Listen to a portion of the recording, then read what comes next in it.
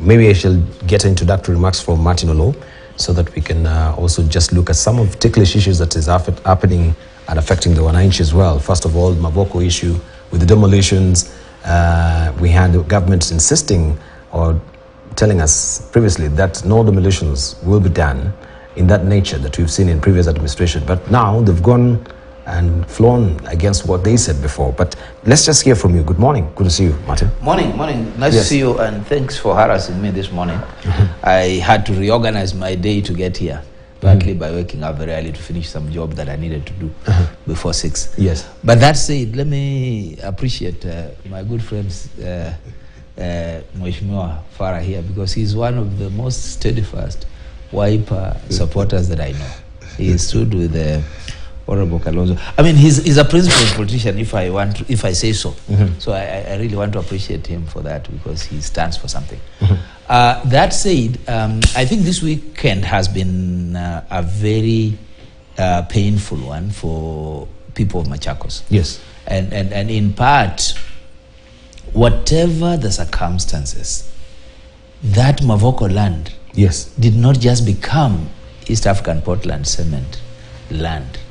It must have been owned by indigenous people before it became part of that land.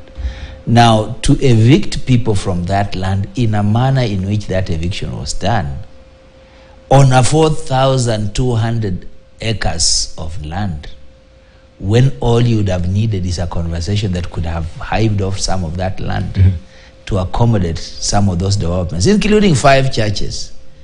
I think that is the school as well. That's heinous. I mean, there cannot be a justification behind destroying people's property.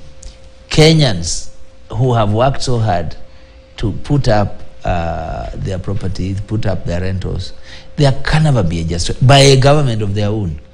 It can only be a question of looking at how to best compensate. And we've done it before. Look at the Waitiki land in Likoni. People put developments on it.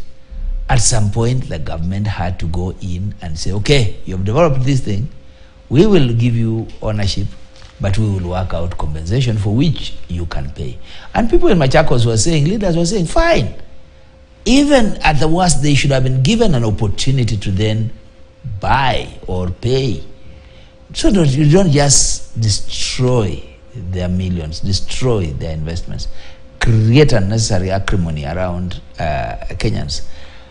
Their schools have been destroyed.